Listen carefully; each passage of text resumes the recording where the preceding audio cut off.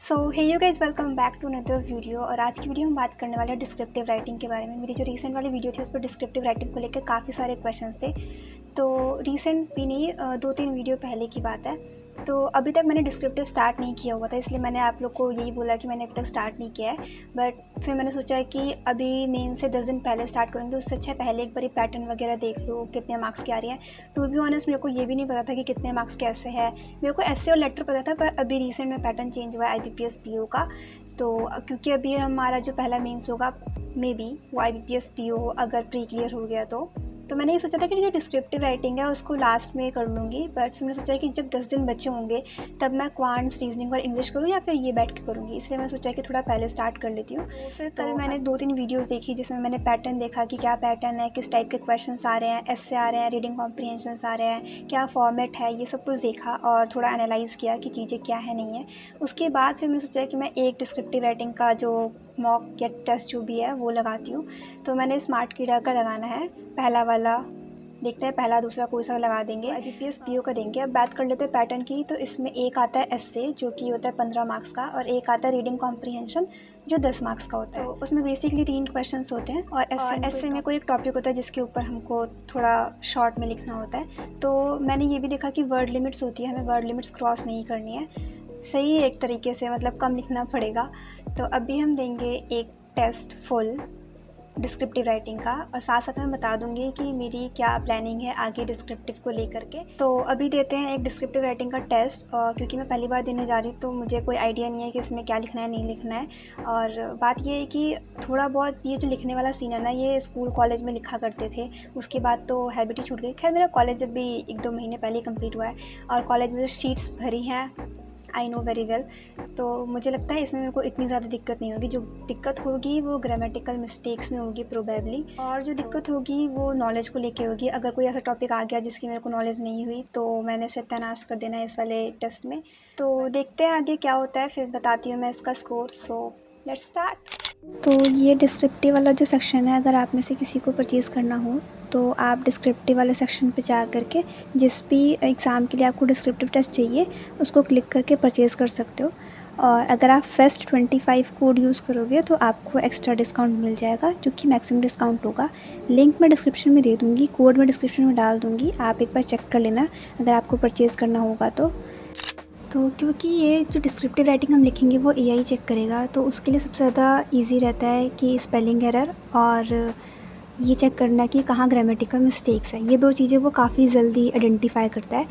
जो कॉन्टेक्स्ट वाला पार्ट है वो मतलब ऐसे हम नॉर्मली कोई इंसान चेक करता है तो पता चलता है, AI को उतना पता नहीं चलता है। तो हम यहाँ पे एक एज ये ले सकते हैं कि अब ये भी नहीं है कि हाँ पूछा एप्पल है हम लिख ऑरेंज रहे हैं, ये भी पॉइंट नहीं है। क्योंकि जो मैंने वीडियोस देखी हैं पिछले साल के कुछ एस्पिरेंट्स की, तो सब मिला जुला करके मेरे को यही समझ में आया अभी तक कि हमको जो मेन फोकस रखना है वो ये रखना है कि हमारी कोई ग्रामेटिकल मिस्टेक ना हो, कोई स्पेलिंग एरर ना हो, और जो फ्लो है वो बना रहे। तो उस हिसाब से मैंने ये वाला टेस्ट दिया। ये है 2nd नंबर का IBPS PO का। और मेरी किस्मत इतनी ख़राब है कि इसमें जो टॉपिक आया है वो ऐसा आ गया है जिसके बारे में मेरे को कोई नॉलेज नहीं है। इसमें कुछ इंडिया US का मिनी ट्रेड वाला कुछ था कि उस पर लिखना है। अभी तो मेरे को वही पता है जो रिसेंट में टैरिफ वाला सिस्टम इनका चल रहा है, बट ये मिनी ट्रेड का मेरे को कुछ आइडिया नहीं था। मे बी ये उसी की बात कर रहे हो जो टैरिफ वगैरह लगा है, बट मेरे को ज़्यादा नॉलेज नहीं थी, ठीक है, टू बी ऑनेस्ट।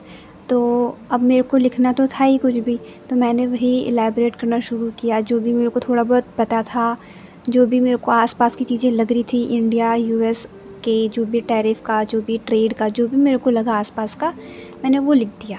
मैंने अपनी तरफ से पूरी कोशिश की कि इसमें कोई ग्रामेटिकल मिस्टेक ना रहे, कोई स्पेलिंग एरर ना रहे, और जो फ़्लो है उसको बनाने की कोशिश की। अब देखो इससे पता चल जाएगा साफ साफ, जब मैंने ये अभी मैं दिखाऊंगी आगे जो मैंने लिखा है इसमें, मैंने उसमें जो भी लिखा है वो बहुत ही बेसिक लिखा है जो कोई भी लिख देगा। मतलब उसमें कोई भी टेक्निकल चीज़ें नहीं लिखी, कोई भी पर्टिकुलर चीज़ नहीं है, जैसे कि मिनी ट्रेड के बारे में इंडिया US के। तो ऐसा नहीं है कि मैंने कोई डेटा डाला उसमें या फिर कुछ ऐसा स्पेसिफिक चीज़ डाला है। जो भी डाला है वो काफ़ी ऑर्डिनरी, काफ़ी बेसिक डाला है। बस ये ट्राई किया है कि वो एक फ़्लो बना रहे और जो एरर्स है वो कम हों, बट स्टिल एरर्स हुए हैं तो थोड़ा जल्दबाजी में वो हो जाता है। उसके बाद मेरे को ना काफ़ी टाइम लगा ऐसे लिखने में, क्योंकि मेरे को उस टॉपिक के बारे में समझ में नहीं आ रहा था क्या लिखना है। तो मैंने बहुत ज़्यादा टाइम लिया ऐसे लिखने में, आई गेस 15 मिनट्स के आसपास मैंने ऐसे लिखने में लिया।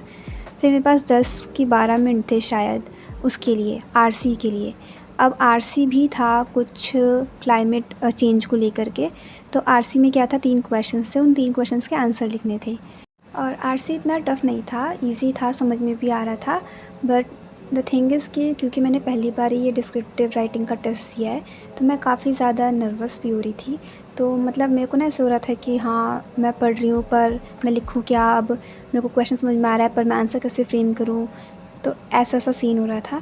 और मुझे लगता है मैं इसकी ऐसे हफ्ते में 1 दिन कोई प्रैक्टिस कर लूँगी ना तो ये ठीक हो जाएगा, मतलब मेरे को इतना दिक्कत नहीं होगा कि मैं आंसर क्या लिखूँ, क्या फ्रेम करूँ। अगर आपका इंग्लिश बैकग्राउंड है तो मुझे नहीं लगता है कि आपको इतनी दिक्कत होगी, क्योंकि आपको जो भी वर्क करना होगा वो ग्रामेटिकल मिस्टेक पे करना होगा, उसके अलावा सब सॉर्टेड रहेगा। पर अगर आपका इंग्लिश बैकग्राउंड नहीं है, आप हिंदी बैकग्राउंड से हो, तो आपको थोड़ा वर्क करना पड़ेगा, बट इतना भी ज़्यादा मुश्किल नहीं है। हाँ, एक एज ये है कि इसमें कोई इंसान चेक नहीं कर रहा है, क्योंकि एआई चेक कर रहा है, तो थोड़ा एज मिल जाएगा। अब हम बात करते हैं कि इसकी प्रैक्टिस कितनी करेंगे। तो देखो मैं तो अभी हफ्ते में 1 बार ही कर लूँगी। हमारे आईबीपीएस पीओ मीन्स को अभी ऑलमोस्ट 3 हफ्ते के आसपास है, तो हफ्ते में 1 बार ही कर लूँगी, 2 बार ही कर लूँगी। और जब एग्ज़ाम पास में होगा तो एग्ज़ाम से पहले 2-3 दिन पहले भी लगा लूँगी। बट अगर आपको ज़्यादा प्रैक्टिस करनी है तो आप ऐसा कर सकते हो कि हफ्ते में 2 या 3 लगा लिया ऑल्टरनेट डेज़ पे। ज़्यादा टाइम टेकिंग भी नहीं है, 20 to 25 मिनट्स में आपका पूरा कंप्लीट हो जाएगा। उसके साथ साथ उसमें एनालिसिस भी दिया होता है, तो वो भी कंप्लीट कर लोगे तो आधे घंटे में सॉर्टेड है सब कुछ। तो आओ अब देखते हैं कि मैंने क्या लिखा है, मेरे को उसके बेसिस पे क्या स्कोर मिला है और उसका क्या एनालिसिस निकलता है। तो आईबीपीएस पीओ का मैंने ये सेकंड वाला टेस्ट दिया और इसमें जो मेरा स्कोर बना है वो 25 में से 23.38 बना है। अगर एसए की बात करें तो 15 में से 14 है। और इसमें मैंने बताया जो एसए था वो मिनी ट्रेड के, इंडिया यूएस के मिनी ट्रेड पे था। यहाँ एक तो पता नहीं वो बार बार वहाँ क्लिक करने पे बार बार ही नीचे चला जा रहा था, ये एक अलग ही झंझट था मेरा, इसमें बड़ी गुस्सा आ रही थी। तो इंडिया यूएस के मिनी ट्रेड पे था। आप मेरा आंसर देख सकते हो, आंसर देख के हंसने की ज़रूरत नहीं है। एक तो मैंने पहली बार ही लिखा है, ये काफ़ी टाइम हो गया मेरे को ऐसे लिखे हुए, स्कूल में लिखा करते थे ऐसे। तो काफ़ी बेसिक लैंग्वेज में और काफ़ी बेसिक चीज़ें लिखी है, मतलब अगर आप पढ़ के देखोगे ना इसमें कोई भी टेक्निकल चीज़ नहीं लिखी है, क्योंकि मेरे को इस टॉपिक के बारे में बिल्कुल आइडिया नहीं था। एक तो जो करंट अफेयर्स है मैं काफ़ी पीछे पढ़ रही हूँ, प्लस मेरे को सीए में ना इतना इंटरेस्ट नहीं आता, और स्पेशली ये जो जियोपॉलिटिकल न्यूज़ होती है। तो फॉर्मेट में फुल दिए हुए हैं मार्क्स, पर कुछ साथ में सजेशंस भी हैं कि जैसे कि टाइटल ऐड करने का, ऐसे कंटेंट में फुल मार्क्स दिए हैं। बट ये भी दिया है कि कुछ चैलेंजेस जो हैं उनको मेंशन करने के लिए सजेशन दिए हुए हैं। सबसे मेन खेल आता है लैंग्वेज में, इसमें मैंने मिस्टेक्स कर दी हैं, जैसे कि फॉरवर्ड की स्पेलिंग गलत लिख दी है, टैरिफ की स्पेलिंग, ये सारी वो मिस्टेक्स है जो लिखते टाइम पे हमें ध्यान नहीं रहता, पर बाद में पता चलता है कि हमने मिस्टेक कर दी है। एक जो थोड़ी गलती की है वो ये है कि एफ्लुएंट लिख दिया था मैंने अबेंडेंट की जगह पे, और ऑकवर्ड फ्रेजेस। भाई ये पढ़ के मेरे को इतनी हंसी आई ना कि एआई भी कह रहा है कि कितने ऑकवर्ड फ्रेज़ बनाए हैं मैंने। तो यहाँ पे लैंग्वेज वाले सेक्शन में ही मेरा 1 मार्क्स कटा है, जिसमें फ्रेजेस जो हैं मैंने सही से नहीं बनाए हैं, ऑब्वियसली तभी हुआ है। मैंने जब लिखा था ना मुझे तब भी समझ में आ रहा था कि मैं कुछ ना कुछ तो गलतियाँ कर भी रही हूँ साथ साथ में, बट क्योंकि उस टाइम पे मेरा टाइम निकले जा रहा था, मेरे को समझ नहीं आ रहा था क्या टाइप करना है, तो मेरे दिमाग में जो आ रहा था मैं लिखती जा रही थी। मेरे को बेसिकली बस ये देखना था कि अगर मैं पहला टेस्ट दूँगी तो मेरा क्या स्कोर आता है। फिर बात करते हैं रीडिंग कॉम्प्रीहेंशन की, जो कि था वही क्लाइमेट चेंज पे। तो सबसे पहले तो मैंने ये एक बार ही पूरा गो थ्रू किया, पर क्योंकि मेरे पास टाइम कम था तो मेरे को ये, एक तो इसमें ना वर्ड लिमिट था, तो एक सबसे अच्छा बात मेरे को ये लगा कि मेरे को ज़्यादा नहीं लिखना था, मैंने अपने हिसाब से जो समझ में आया मैंने वो लिख दिया। इसमें भी फॉर्मेट और कंटेंट में मेरे को फुल मार्क्स मिले हैं। जो दिक्कत आई है वो फिर से लैंग्वेज में आई है, क्योंकि मैंने वहाँ भी स्पेलिंग मिस्टेक की है। जैसे कि कंटेंट में देखो यहाँ पे दिया हुआ है कि क्रिटिकल डिटेल्स जो हैं वो लिख सकते हैं, जैसे नॉन बाइंडिंग एक नेचर था उसमें वो लिखा हुआ था, पर मैंने नहीं लिखा। मैंने सोचा कि एकदम ही सेम टू सेम हो जाएगा, बट हाँ ये है कि थोड़ा सिनोनियम वगैरह लिख करके कर सकते हैं उसको। फिर यहाँ पे लैंग्वेज वाले में मेरा फिर से मार्क्स कटा है, और इस बार तो ज़्यादा मार्क्स कटा है, 2.5 में से 1.88 मिला है।